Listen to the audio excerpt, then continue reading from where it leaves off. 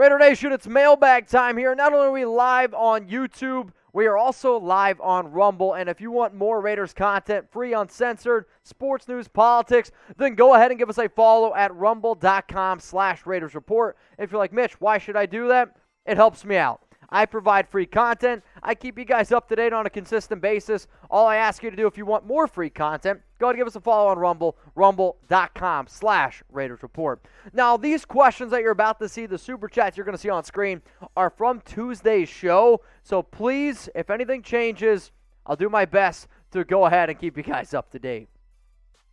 What up, Madman Raider? Can I get a shout out for Sonny Jacobs? He was a lifelong Raiders fan and passed away recently. R.I.P. Sonny. Thanks, Mitch. Love the show. All right, guys. We got a show out for Sonny. We got a show out for Madman Raider. We know that Raider Nation is a family. It's the second closest family that I have, minus my own. You don't have to be blood to be family. So everyone type R.I.P. Shout out to Sonny Jacobs. You will be missed. Let's go to Sheets James. Mitch, is it really a thing, Waller trade? Say it isn't so.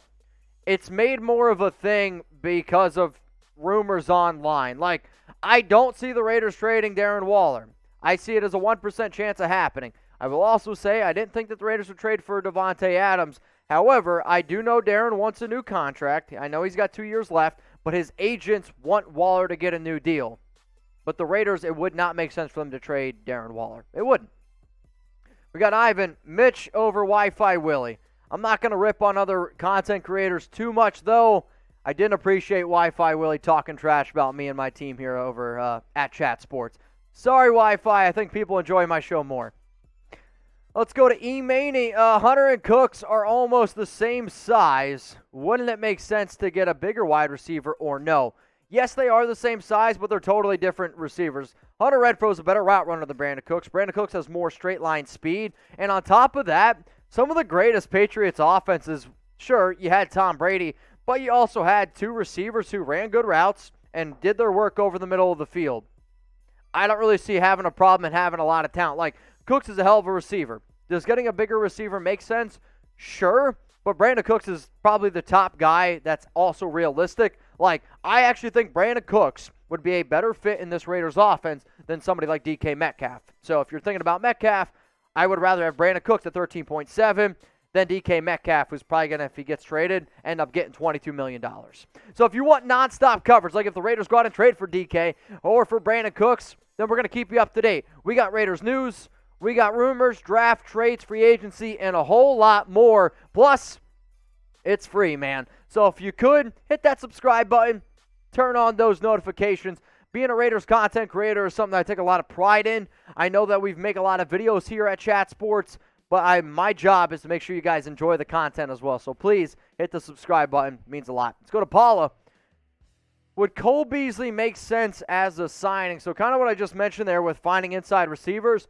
I think Cole Beasley would be a very interesting signing. He had 82 catches last season, and you go back and think of the Julian Edelman, Danny Amendola days, the Wes Welker, Julian, like two slot receivers that you can throw inside, because Cole Beasley is a route technician a lot like Hunter Renfrow. If you're telling me right now Cole Beasley could be somebody on the offense with Hunter, with Darren, I think it fits what the Raiders want to do. I think it fits what Derek Carr's strengths are a lot better than what, like Cole Beasley fits Derek Carr's strengths better than Bryan Edwards, though Bryan Edwards has higher upside. Let's go to Sammy. Thanks for the consistency. Thanks for watching. The Raiders, they always say commitment to excellence, and I try to bring that every day as well. Love DC forever. You're next up here. Mitch, all I want is Brandin Cooks, another drink, and Derek Carr extension. Draft stuff got my head spun. The draft stuff is definitely hard to wrap your mind around because there's so many different types of prospects. I would love to have Brandin Cooks as well. Hell of a receiver, getting ready to enter his 9th year. There's been some trade buzz around that, though it sounds like the Houston Texans are looking for a second-round pick. I'm not giving up a second-round pick for Cooks. Carr will get his extension. Just try to be a little bit patient on that. And if you want me to take a drink, I am sipping on some water today. Let's go to a super chat from Daniel Keenan. Okay, Mitch. On June 2nd, do we get one of these big-name players or still sign these above bad but under great players? Al Davis whispers me a big-name player when I was sleeping. Well, tell me who that player was. if you're going to go out and get a player, like I do think Stephon Gilmore and the Honey Badger will all still be available after June 1st because they know teams are going to get more money, right? It's like you wait until you get your paycheck, then you can go out and spend something that you want. These players know that they're about to get a paycheck and that other teams are going to be going out and looking to sign. So I don't have a good answer for you. I do know this. If the Raiders go ahead and they make a signing June 1st, June 2nd, 3rd, 4th, or 5th, I'm going to be live at my buddy's bachelor party. So you're going to see me, you're going to see some friends that I grew up with, and then you're going to see some guys that I went to college with. It's going to be a little bit of a different show, but guess what? It's going to be wild, and it's going to be a lot of fun, man. So how about this? You're bringing up some big-name players. How about name a free agent you still want the Raiders to go out and get? And I know there's a lot of names still out there to throw around, like on the defensive side of the football, hell, even the offensive side of the football. So name a free agent you still want the Raiders to go out and get. And let's see this. We got Go Raiders. We have some people saying Jadeveon Clowney. Remember, we're typing RIP Sonny because it was a Raider fan that passed away. Honey Badger from ME. Stephon Gilmore from Cameron. Tyrann Mathieu from Armin. And then Basic. Appreciate you guys tuning in. Name a free agent you still want the Raiders to go out and sign. So I'm a very competitive person. And yes, the Raiders report is beating the Chiefs report, Browns report, and Giants now, which I take a lot of pride in. However, I want to try to also pass NFL Daily. So if you guys haven't already, give us a follow over on Rumble at rumble.com/Raiders report because the Chiefs are gaining on us. The Browns are gaining on us as well. And I like being able to go into my boss meeting saying, hey, we got the most followers on Rumble. We got a lot of subscribers. We're doing pretty well. It helps me get more studio time. So if you're like, Mitch, I don't like Rumble. I only want your content on YouTube. First, I think you're crazy because I like more content. But just go ahead and give us a follow. Rumble.com/Raiders report. Let's go to Cameron. Mitch, give us a top 50 pick that could potentially fall to us at 86. Quay Walker, Abraham Lucas. I'll say Nick Cross I've actually seen. Sky Moore could be another name to go out there and throw out. But those are some names that the Raiders could get. Maybe, just maybe. Let's go to Michael. What's up, my brother? Hopefully you're doing well. I would love to be able to come out to San Diego and grab a beer with you. It's been too long. Yo, Mitch, when you coming out to Albuquerque, New Mexico, so we can have a beer and a shot? Well, that's a good question. Sorry, Albuquerque. Man, I don't have a good answer for you. If Albuquerque, if you guys are going to throw a party down there for Raider Nation, I would think about coming. However, I need to be able to plan out some things. So if you know a Raiders event in a city near you, let me know because I'm trying to go to a few Raiders events this year. But if I'm down there, man, I'd love to. Though I got to get some green chilies because last time I was there, I couldn't eat enough. Let's go to B-Rabe. Mitch, I did a mock draft, traded 86 with Kansas City for 94, 121, 135, drafted Deesh. What are your thoughts on gathering picks? Patriots love the later rounds. Yeah, usually New England wasn't afraid to trade back. However, from what I hear from Ziegler and McDaniels, they don't want to trade 86. If anything, they're going to try to go up if a guy falls. But I like trying to get extra picks, man. And I also like the offensive tackle from Arizona State. I don't see him as being a starter right away, but it's a good little bit of a depth move. I do think, though, that this trade makes some sense, though I don't see Kansas City trading with an interdivision rival. Let's go to Jeff. So are we getting Kyle Van Noy? Kyle Van Noy has been a player that I've thrown out multiple times because of his fit with his previous regimes with the New England Patriots, but also a good fit in a 3-4 defense, can be a defensive end, can drop back into coverage. I still would like Kyle Van Noy on this team, just like I would like Jamie Collins. I think they'd just be good fits overall. Though Kyle Van Noy could be another player that waits until after the draft to decide where he ends up going because he was cut by the Dolphins, was cut by the Patriots. He's still a good, solid football player that offers a lot of versatility wherever he goes. Javier, what would a Waller contract look like? I believe a contract for Waller's going to look like the highest paid tight end in the league. He's going to get $16 million. So he deserves it to me. Like, I know that might sound crazy. He's got 2 years left in his contract. Why would it happen? He's been grossly underpaid, and I would say he's arguably maybe the most underpaid player at his position as it currently stands right now, like he's everything that you're going to hope for in a 2 tight end system. He's going to be even better in terms of what the Raiders are going to try to do on offense. I'm not saying he's going to put up more numbers, but he's going to get $16 million a year, and he deserves it. So that's what the new deal would look like. I think if anything, they give him an extra 2-year extension, maybe a 1-year extension, make him the highest paid tight end in the league, $16 million for the next 3 years. That's what I think. So speaking of Darren Waller, the Raiders are going to do a lot of things this offseason, and if anything happens, I'd break it down for you.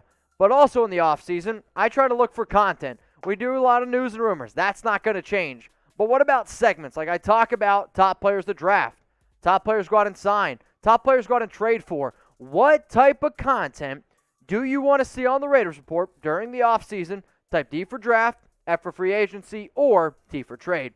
Let's go to Joseph. Mitch, would the Raiders sign J.J. Watt? J.J. Watt, is he even available?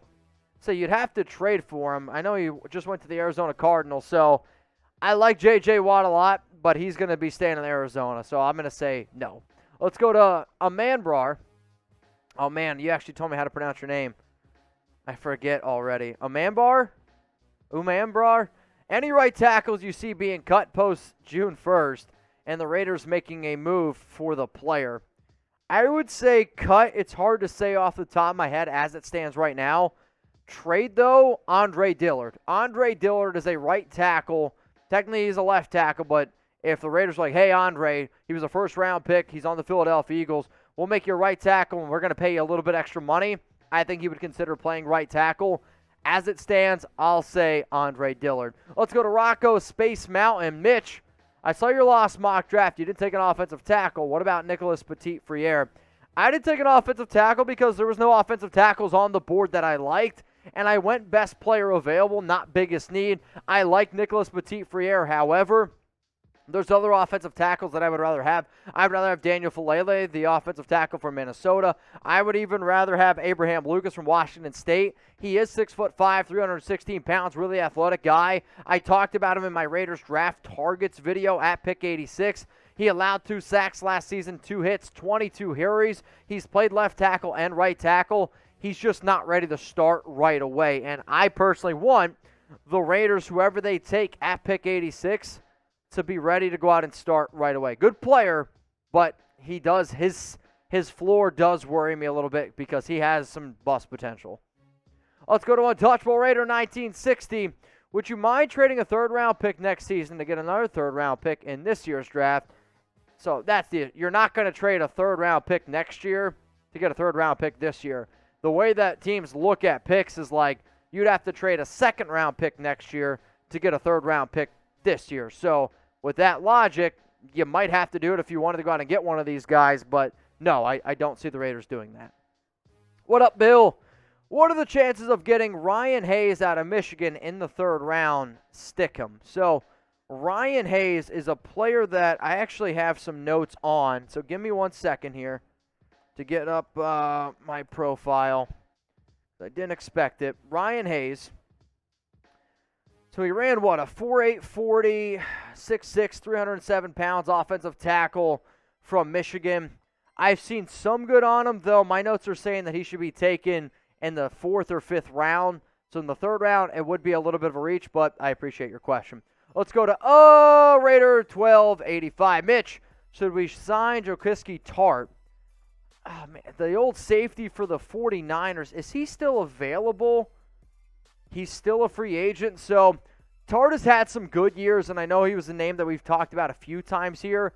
However, I like the fact that the Raiders already went out and got Deron Harmon, and I like that him and Trevon Merrick are going to be a good fit. Plus, if you use Jonathan Abram in the right way that Patrick Graham used Jabril Peppers last season in his defense is the way I'm hoping that they use Jonathan Abram. So it's not that I don't like Tart. He's also had some injury issues.